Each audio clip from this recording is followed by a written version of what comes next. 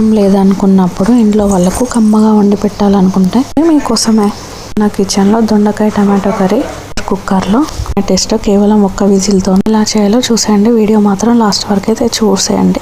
దానికి ఎక్కువ టైం కేటాయించకుండా కేవలం 5-10 నిమిషాల్లో చేసుకోవచ్చు. ఇది అన్నం రోటీలోకి అయితే చాలా బాగుంటుంది. ఇంకా ప్రాసెస్ అయితే చూసేయండి. దొండకాయలు అయితే ఇలా నిలువుగా కట్ చేసుకొని పక్కకైతే పెట్టేసుకోవాలి. ఇప్పుడు కుక్కర్ గిన్నె తీసుకొని అందులో 2 స్పూన్ల ఆయిల్ వేసుకోవాలి. మంచిగా వేడాక ఇందులో జీలకర్ర వేసుకోవాలి. జీలకర్ర కొద్దిగా కలర్ చేంజ్ అయ్యాక కట్ చేసుకున్న ఆనియన్స్ కూడా వేసి మంచిగా ఫ్రై చేసుకోవాలి. కూడా కొంచెం కలర్ చేంజ్ అయ్యాక అల్లం వెల్లుల్లి పేస్ట్ కొద్దిగంత పసుపు అయితే వేసుకొని మంచిగా పచ్చివాసన పోయేంత వరకు అయితే ఫ్రై అయితే చేసుకోవాలి. ముందుగా కట్ చేసుకున్న దొండకాయలను అయితే వేసుకోవాలి. పైన దొండకాయ టమాటో కాంబినేషన్ ట్రై చేశారా? ట్రై చేసి కమెంట్ అయితే చేసేయండి ఎలా ఉందో.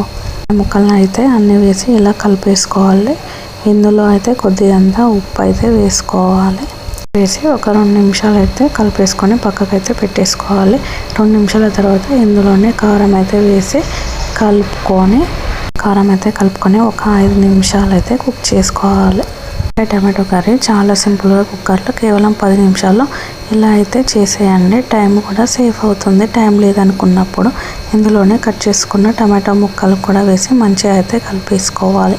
ఈ కర్రీ తొందరగా కావాలని చాలామంది ఇప్పుడే కారం వేసిన వెంటనే వాటర్ పోస్తుంటారు. అలా చేయకండి, చాలా ఉంటుంది. ఒక 5 మినిట్స్ అయితే కలుపుకున్నాక ఇందులో వాటర్ వేసి కొద్దిగా కొత్తిమీర వేసుకొని ఒక ధనియాల పొడి అయితే వేసుకొని మంచిగా కలిపేసుకోవాలి. ఒకసారి అయితే ఒక విజిల్ పెట్టాక చూసారు కదా ఎంతో టేస్టీగా ఉండే దొండకాయ టమాటో కర్రీ. మీరు కూడా ట్రై చేయండి. ఇంకో రెసిపీతో మీ ముందు ఉంటాం మళ్ళీ.